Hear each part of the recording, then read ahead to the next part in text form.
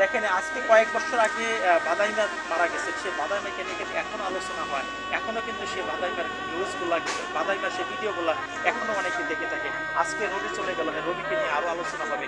তবে পরিচালক মহোদয়ের একটি কথা আসলেই বাস্তবসম্মত।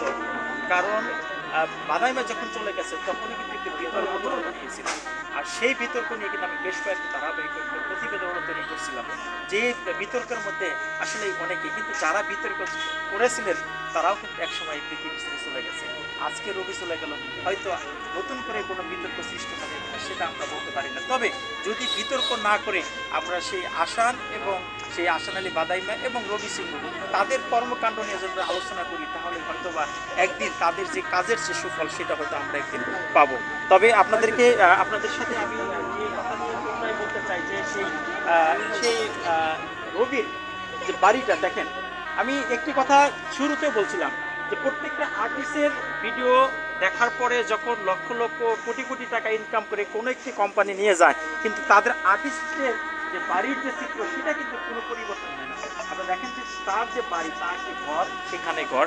কারণ যে সময় থেকে রবি এই বিনোদনের জগতে কাজ করে, মিডিয়া জগতে কাজ করে, সেই সূত্রে কিন্তু আমার মনে হয় যে টাঙ্গাইল শহরে কোনো ফ্ল্যাট বাড়ি, কোনো ধরনের বাসা অথবা কোনো উন্নত মানের থাকার কথা, কিন্তু এই মুহূর্তে কিন্তু আমার মনে হচ্ছে না যে কোথাও নেই। কারণ বাদাইমা যখন মারা গেছে, বাদাইমার সিলেট যখন সাক্ষাৎকার নিয়েছিলাম তখন তারা বলছিল যে আমাদের এই পুরে ঘর ছাড়া আমাদের আর কোনো জায়গা নেই। কিন্তু আজকে কিন্তু সেই রবির যে বাড়িটা আমরা দেখতে পাচ্ছি, রবির বাড়িটাও কিন্তু শিখিয়ে আসানকে নিয়ে অসংখ্য ক্যামেরায় আপনি কাজ করছেন। না আমি একটি ছোট্ট মন্তব্য আপনার কাছ থেকে নিব, কারণ আপনার এখানে ব্যাপক অবদান আছে। এই জন্য যে আপনি তাদের ক্যামেরার পিছন থেকে আপনি অনেকগুলো কাজ করে থাকেন, তার তো অনেকগুলো স্মৃতি আছে। এটা আসলে আমাদের একটু প্রকাশ করতে হয়, কারণ মানুষ মারা যাওয়ার পরে তার কর্মকাণ্ড নিয়ে যদি আমরা একটু আলোচনায় না করি, তার সফলতা নিয়ে আলোচনায় না করি, তাহলে এটা আমাদের আমি আপনার কাছে ছোট্ট মন্তব্য যে আসলে রবিকে নিয়ে আসানকে নিয়ে অনেক কাজ করছেন, অনেক স্মৃতি আপনার কাছে আছে। আমি বলতে গেলে অনেক সময় লাগবে। আপনি সত্য করে আজকে রবি মারা গেছে, আগামী পথ চলার আসলে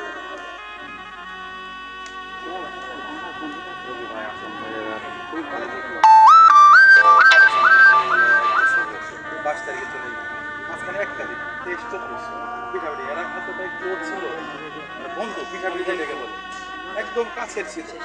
মৃত্যুটাও দেখেন কতটুকু ডিফারেন্স।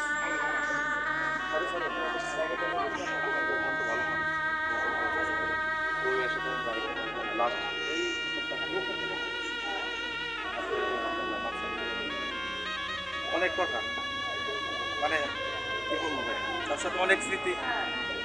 তার শুধু তার সন্তান নিয়ে টেনশন, ঠিক আছে। আমি শুনি এই যে কখনো কাকে জোর গলায় কথা বলছে, কাকে কোনো বাজে মন্তব্য কথা বলছে না, একদম সাদা মতো মানুষ। আল্লাহ তাকে নিয়ে গেছে, দোয়া করে তার সাথে অনেক স্মৃতি। তবে সামনে কি হবে সেটা বলতে পারতেছি না। তাদের মতো আসান ভাইয়ের মতো আর দ্বিতীয় কেউ হবে কিনা জানি। চলচ্চিত্র থেকে দিলদার হারিয়ে গেছে, তেল সামাদ হারিয়ে গেছে, তাদের মতো বিকল্প কেউ নাই। যেমন আমাদের বাংলাদেশে এবং বিদেশে কৌতুকের জগতে আসান ভাই রবি ভাই একটা অন্যরকম পেয়েছে। ভাই এরকম বিকল্প আর হবে কিনা জানি। আপনি বলছিলেন যে রবি যে মারা গেছে, সরি আসান যে মারা গেছে মে মাসের 22 তারিখে, আর আজকে রবি মারা গেল 24 তারিখে। তার মানে কি 22 তারিখ আর 2 দিন ডিফারেন্সে একই মে মাসে তার মানে তাদের বাস্তব জীবনেও তারা খুব ক্লোজ ছিল, খুবই ক্লোজ ছিল, এবং মৃত্যুর সময় দেখা গেল যে খুব কাছাকাছি তাদের মৃত্যুটা। এমনই বন্ধুত্ব তাদের সাথে খুবই সম্পর্ক। আমি তো ছিলাম, বেশ কিছুদিন ছিলাম তাদের সাথে, দেখতাম হাসি ঠাট্টা করতো, কোনো কিছু হলে শেয়ার করতে দিত, অন্যরকম সম্পর্ক ছিল। আল্লাহ তালা ওই বুঝে হয়তো তাদেরকে একদম খুব কাছাকাছি, তবে খুব মানে ভালো মনের মানুষ ছিল। একটা লোক আসলে বলবো কথা বলবো অন্যরকম। হ্যাঁ ধন্যবাদ, আসলে দোয়া। কারণ আমি আপনাদের একটু অবগত করে দিই, যখন আসান আলী মারা গেল তার কিছুদিন পরে আমি একটি সাক্ষাৎকার এই বাড়িতে বসে আমি নিয়েছিলাম, যেখানে রবি ভাইয়ের কাছে আমি বেশ কিছু প্রশ্ন করছিলাম, খোলা মানে অনেক প্রশ্নের উত্তর তিনি দিয়েছিলেন। যদি সেই ভিডিওটা আমি কিছু হয়তো আপনারা আবার দেখতে পারবেন, তাই আমি সেটা অবশ্যই আপনাদের দিব, সেটা অবশ্যই আপনারা দেখতে পারবেন। তবে একটি বিষয় আপনাদেরকে জানাই যে আসান আলী মারা গেছে 22 তারিখে, মে মাসের 22 তারিখে, আর রবি মারা গেল মে মাসের 24 তারিখে। তার মানে 2 দিন কিন্তু ডিফারেন্স, একই মাসের 2 দিন ডিফারেন্স।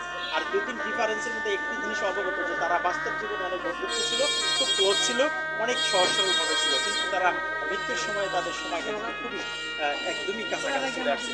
আমরা দেখেছি অনেক লোকই কিন্তু চলে আসছে এবার এই বাড়ি কিন্তু অনেক লোকই আসছে তারা দেখার জন্য। আমরা হয়তো কোনো কারণে দেখতে পাচ্ছি না।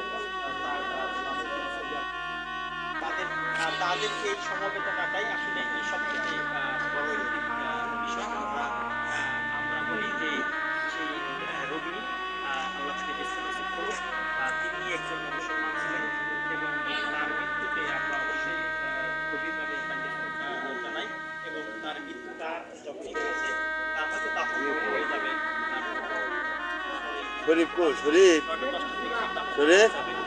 আমরা সেই বিষয়টা অবশ্যই তারা অবগত করতে তবে আপনাদের কাছে বিনয়ের অনুরোধ রোগী মারা গিয়েছে তাকে নিয়ে যেন আমরা ফোন করি যন্ত্রণা সৃষ্টি না করি এবং তিনি মারা গিয়েছেন তার রোগীর বাচ্চা এবং এই আশায় রেখে আমি এই